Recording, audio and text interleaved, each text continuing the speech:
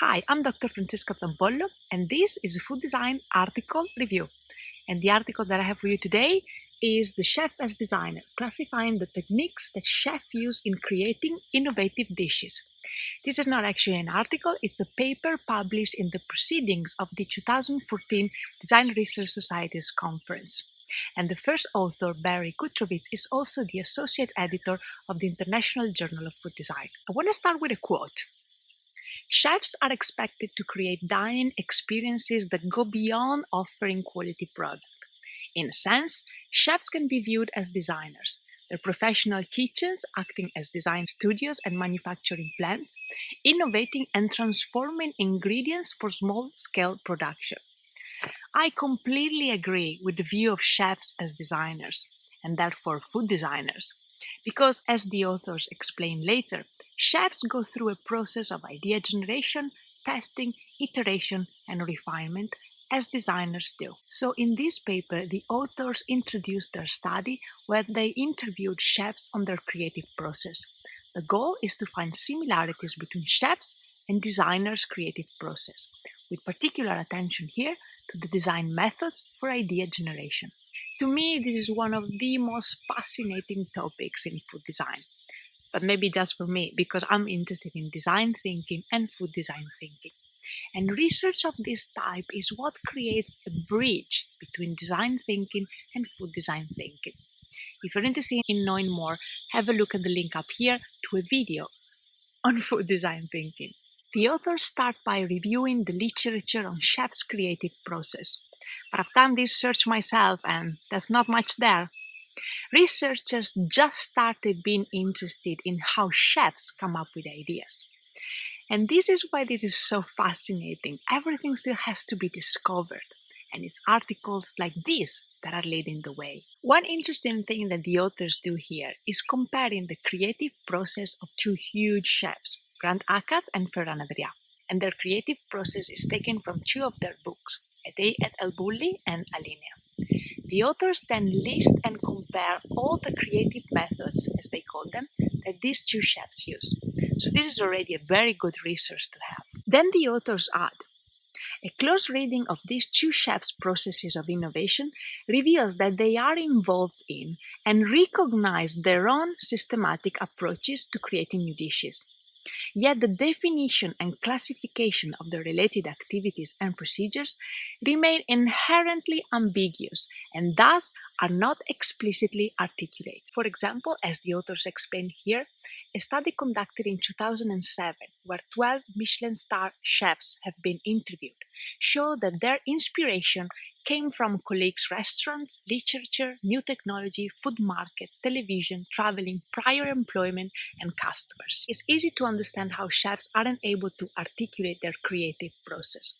For once, it's a very complex matter with many contributing factors. And I also think that chefs aren't really trained to think about and articulate their creative process. Only now, and in a few places around the world, chefs have started to be introduced to a design language. Another interesting thing that happens here in this paper is how the authors compare Adrià's creative pyramid to the different types of innovation. At the bottom of the pyramid is where chefs reproduce a recipe already created. And a step above is where chefs take an existing recipe and evolve it.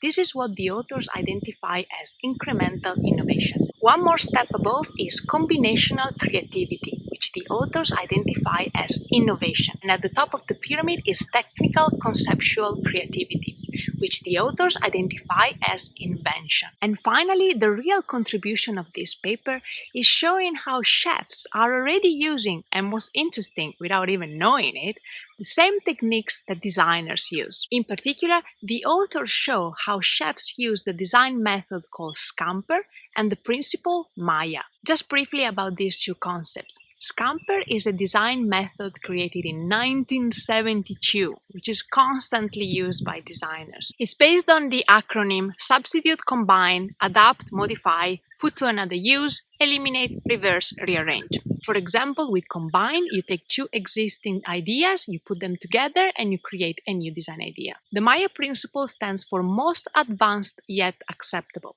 coined in 1952.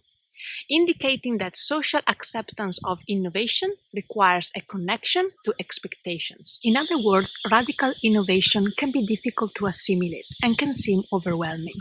People find it easier to accept concepts that are innovative, but that can still be easily assimilated into an existing paradigm.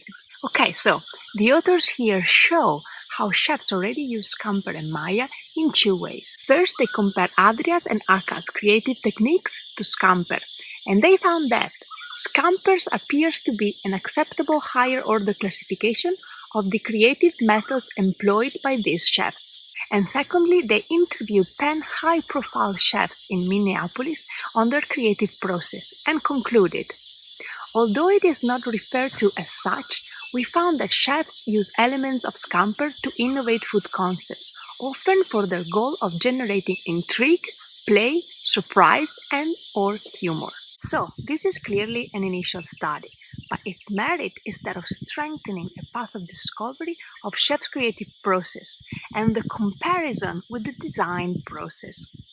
At the moment, the number of articles that have been published on this topic can be counted on one hand, but this article is, to my knowledge, the most recent. And in conclusion, as we continue our explorations, we hope more studies would emerge from various fields of research to shed a light on this fascinating yet under-researched area. Me too! If you want to see more of these videos and much more, feel free to click on subscribe. Thank you for watching and happy food design!